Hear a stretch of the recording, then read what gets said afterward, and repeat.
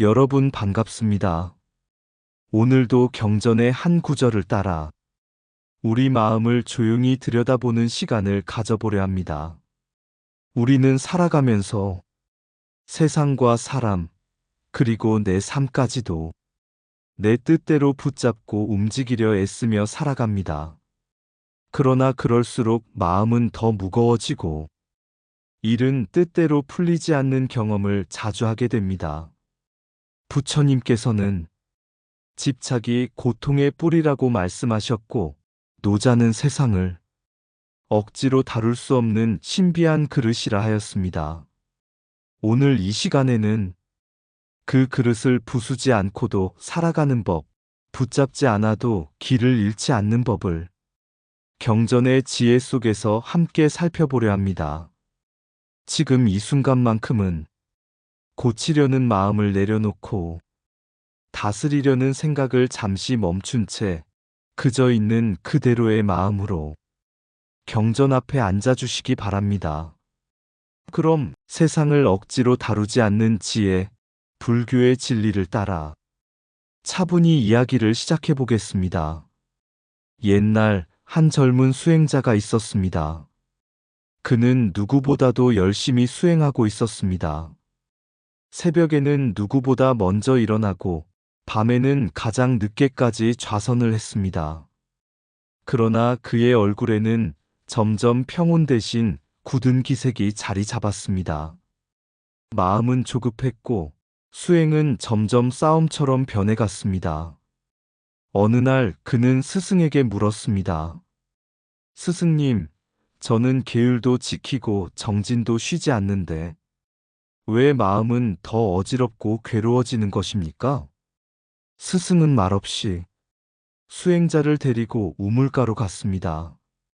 그리고 두레박을 내려 물을 길어 올리게 했습니다. 젊은 수행자는 물을 한 방울도 흘리지 않으려 두레박을 세게 움켜쥐고 끌어올렸습니다. 그럴수록 두레박은 흔들렸고 물은 오히려 더 많이 쏟아졌습니다. 그 모습을 잠시 바라보던 스승이 말했습니다. 너는 물을 기른 것이 아니라 물을 붙잡으려 한 것이구나. 수행자는 그제서야 손에 힘을 풀고 두레박이 스스로 균형을 찾도록 내버려 두었습니다. 그러자 물은 고요히 담겨 올라왔습니다. 스승은 조용히 덧붙였습니다. 마음도 이와 같으니라. 억지로 맑히려 하면 흐려지고 잡으려 하면 흩어진다. 부처님께서 말씀하신 중도란 아무것도 하지 않는 것이 아니라 지나침을 놓아주는 것이다.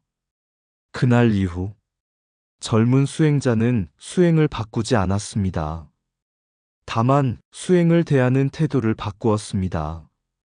깨달음을 움켜쥐려 하지 않고 번뇌를 몰아내려 애쓰지 않았습니다. 그저 일어나는 마음을 바라보고 지나가는 마음을 보내주었습니다.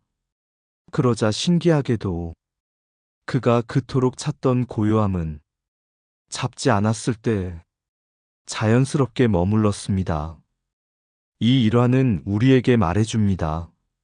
세상도 마음도 억지로 다룰 수 없는 신비한 그릇이라는 것을, 그 그릇을 존중할 때 비로소 삶은 제 모습을 드러낸다는 것을. 옛날 한 마을에 사람들에게 존경받는 부유한 장자가 있었습니다. 그는 가진 것도 많았고 남부러울 것 없는 삶을 살고 있었습니다. 그러나 그의 마음에는 늘 한 가지 불안이 자리 잡고 있었습니다. 이 모든 것을 내가 잘 지키고 있는가? 어느 날 그는 아주 아름다운 새 한 마리를 얻게 되었습니다. 노래는 맑았고 눈빛은 깊었습니다. 장자는 그 새를 보는 순간 이렇게 생각했습니다. 이 새를 가장 잘 돌보는 사람은 나일 것이다. 그는 황금으로 새장을 만들고 가장 값비싼 먹이를 구해다 주었으며 하루에도 몇 번씩 새의 상태를 살폈습니다. 조금이라도 노래가 줄어들면 더 좋은 환경을 만들어 주어야 한다고 여겼습니다. 그러나 이상하게도 그럴수록 새는 점점 조용해졌습니다. 날개를 퍼덕이지 않았고 노래도 잦아들었습니다. 어느 날 산에서 내려온 늙은 수행자가 그 광경을 보고 말했습니다. 그대는 새를 사랑하는가? 아니면 그 새의 노래를 소유하고 싶은가?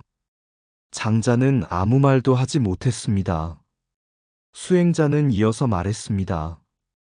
부처님께서는 집착은 사랑의 얼굴을 하고 찾아온다고 하셨네. 붙잡으려는 마음은 돌봄처럼 보이지만 사실은 두려움이네. 그 말은 장자의 가슴을 깊이 찔렀습니다. 그는 그제야 깨달았습니다. 자신이 새를 위해 한 모든 일은 새를 위한 것이 아니라 잃고 싶지 않은 자신의 욕심을 위한 것이었음을. 이때 수행자는 노자의 말을 빌려 말했습니다. 천하는 신비한 그릇이네. 억지로 다루려 하면 깨지고 쥐우려 하면 흘러내리네. 장자는 조용히 새장의 문을 열었습니다. 새는 잠시 머뭇거리다가 이내 하늘로 날아올랐습니다. 그날 이후 장자는 새를 잃었지만 마음의 짐 하나를 내려놓았습니다. 불교에서는 말합니다. 자녀도 배우자도 나의 마음마저도 내 것이 아니라 인연 따라 잠시 머무는 존재라고. 사랑이란 움켜쥐는 손이 아니라 놓아둘 수 있는 마음에서 비롯됩니다. 노자가 말한 신기와 부처님이 말씀하신 무집착은 결국 같은 자리를 가리킵니다. 세상은 내 뜻대로 빚어야 할 찰흙이 아니라 존중하며 대해야 할 신비한 그릇입니다. 그 그릇을 부수지 않는 첫걸음은 다른 무엇이 아니라 붙잡으려는 마음을 내려놓는 것입니다. 붙잡으려는 손에는 사랑이 아니라 두려움이 숨어 있다. 집착은 돌봄의 얼굴을 하고 마음을 속인다. 자유를 주지 않는 사랑은 보호가 아니라 가둠이다. 세상은 빚어야 할 그릇이 아니라 공경해야 할 그릇이다. 억지로 맑히려는 마음이 먼저 흐려진다. 소유하려는 순간 인연은 무게가 된다.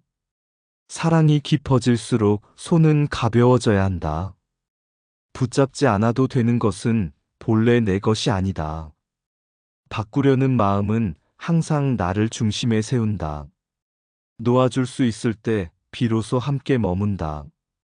집착은 새장을 만들고 자비는 하늘을 연다.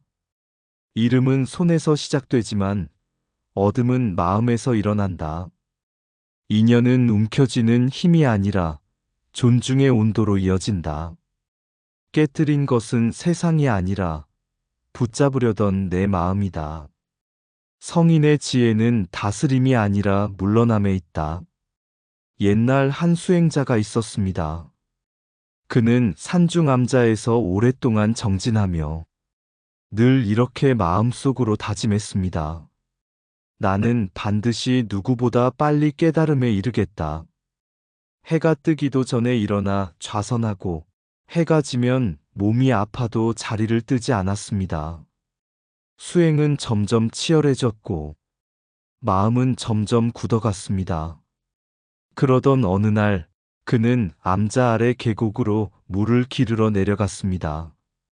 밤새 내린 비로 물살이 거세졌고 물은 바위에 부딪혀 소리를 내며 흘러가고 있었습니다. 수행자는 문득 생각했습니다. 이 물이 이렇게 빨리 흐르니 더 빨리 바다에 닿겠구나. 그 순간 계곡 옆에서 나무를 다듬던 늙은 스님이 말했습니다. 그대는 물이 빠른 것이 옳다고 보는가, 느린 것이 옳다고 보는가? 수행자는 대답했습니다. 빠른 물이 먼저 바다에 닿으니 옳습니다.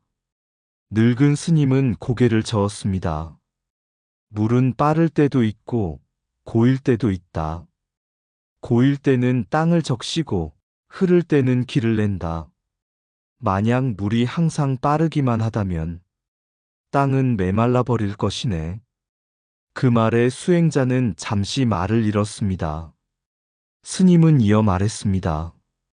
부처님께서는 일체가 무상하다고 하셨네. 앞섬과 뒤따름, 강함과 약함은 서로 등을 지고 있는 것이 아니라 서로를 숨쉬게 하는 짝이네.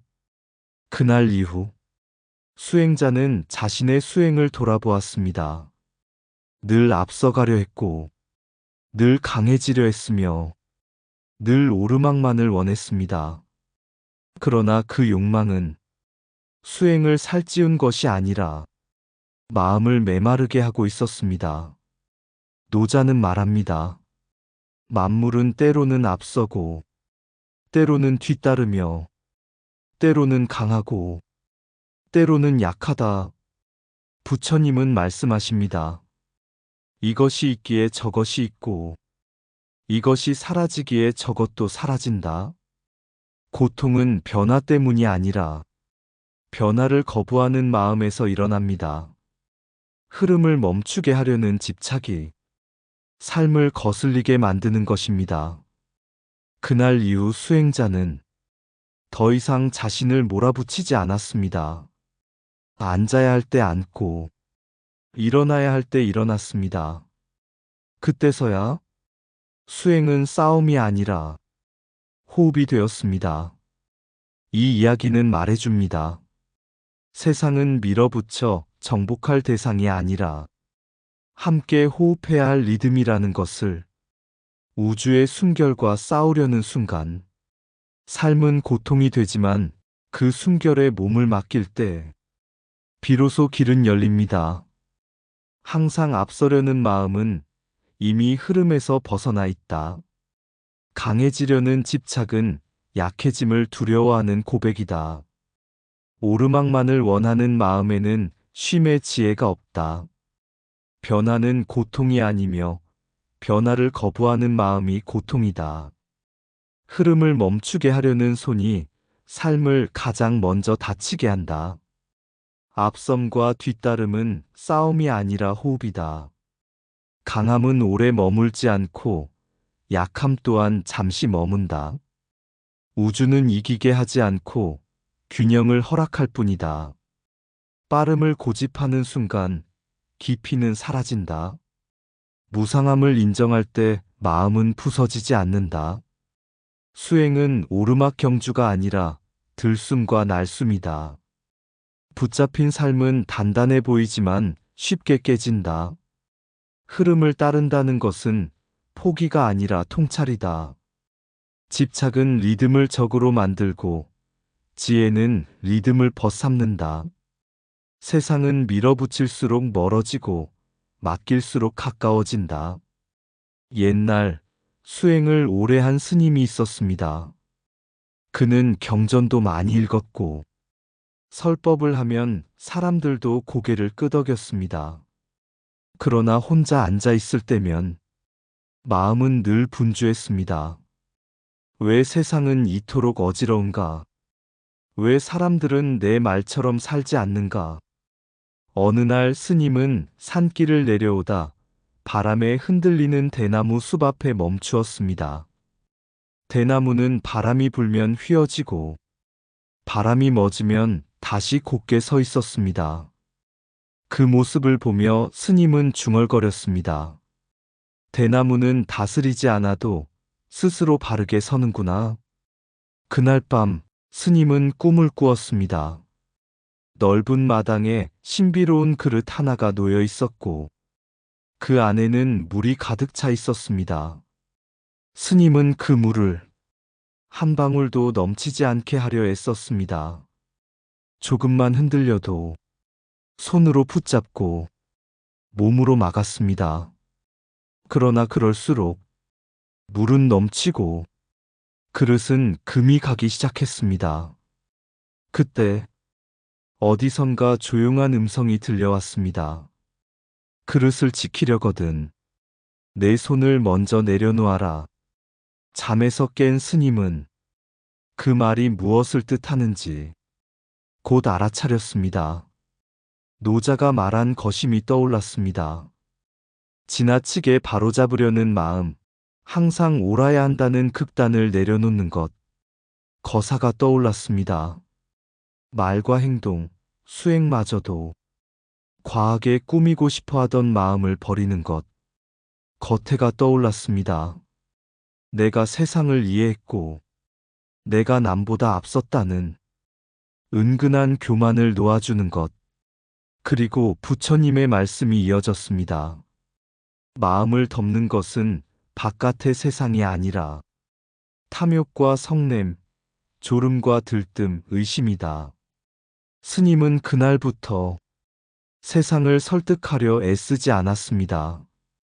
사람을 고치려 하지 않았고 자기 마음이 일어나는 자리만을 살폈습니다. 탐욕이 일어나면 알고서 내려놓았고 성냄이 올라오면 자애로 바라보았습니다. 졸음이 오면 몸을 살폈고 마음이 들뜨면 숨으로 돌아왔으며 의심이 생기면 지금 이 순간을 놓치지 않았습니다.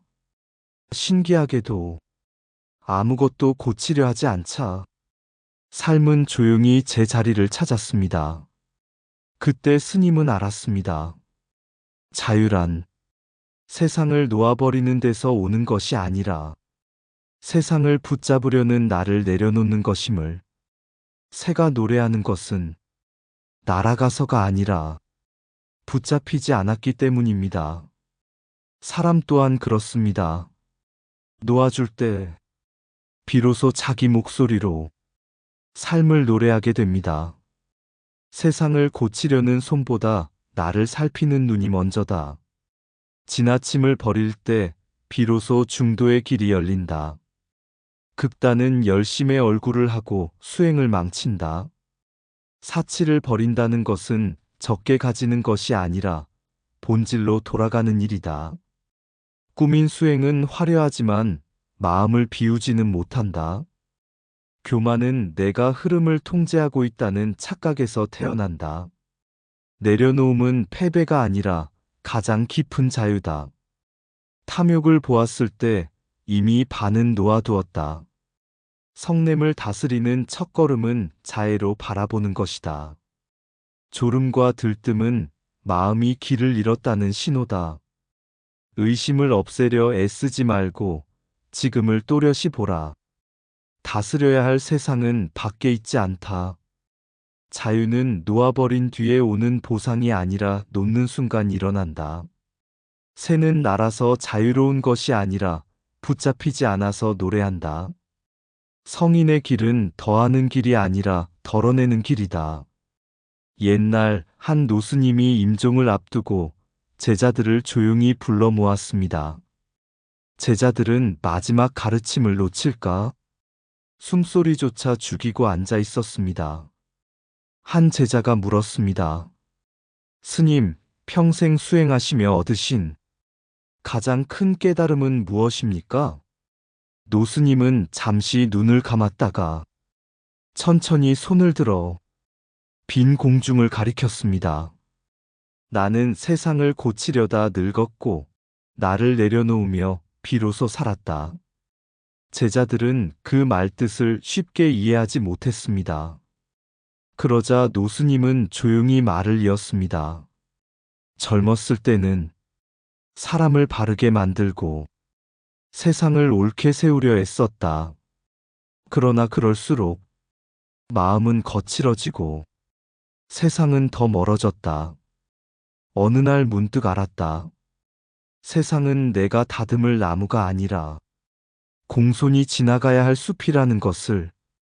그날 이후 노스님은 설득하지 않았고 강요하지 않았으며 앞서려 하지도 않았습니다. 다만 탐욕이 일어나면 알아차렸고 성냄이 오르면 자애로 바라보았으며 들뜸과 졸음이 오면 숨으로 돌아왔습니다. 세상은 그대로였지만 마음은 점점 고요해졌습니다. 노스님은 마지막으로 이렇게 말했습니다. 노자는 세상을 신비한 그릇이라 했고, 부처님은 집착을 고통의 뿌리라 하셨다. 이 둘은 다른 말이 아니다. 그릇을 깨뜨리는 것은 세상이 아니라 붙잡으려는 내 손이다. 그 말을 남기고 노스님은 마치 오랜 짐을 내려놓은 사람처럼 편안히 눈을 감았습니다. 그날 이후 제자들은 더 이상 세상을 바꾸겠다고 서두르지 않았습니다. 먼저 자기 마음을 살폈고 지나침을 덜어냈습니다. 신기하게도 그들이 조용해질수록 세상은 덜 거칠게 다가왔습니다. 이것이 경전이 말하는 마지막 자리입니다. 세상은 억지로 다룰 수 없는 신비한 그릇이며 그 그릇 앞에서 우리가 할 일은 고치는 것이 아니라 공경히 내려놓는 것입니다. 놓아줄 때 사람은 자유로워지고 자유로워질 때 삶은 비로소 자기 목소리로 노래합니다. 세상은 억지로 다룰 수 없다는 신비한 그릇이다. 세상은 내 손에 맞게 빚어지는 흙이 아니라 숨을 쉬며 스스로 자리를 찾는 그릇이다. 잡으려 할수록 미세한 금이 가고 다스리려 할수록 본래의 맑음은 흐려진다. 나는 사랑이라 이름 붙여 붙잡았고 책임이라 말하며 조급해졌다. 그러나 그릇은 명령을 듣지 않고 설득에도 응답하지 않았다. 부처님은 말씀하셨다. 집착은 고통의 문이라고. 노자는 속삭였다. 신기는 억지로 쓰는 것이 아니라고.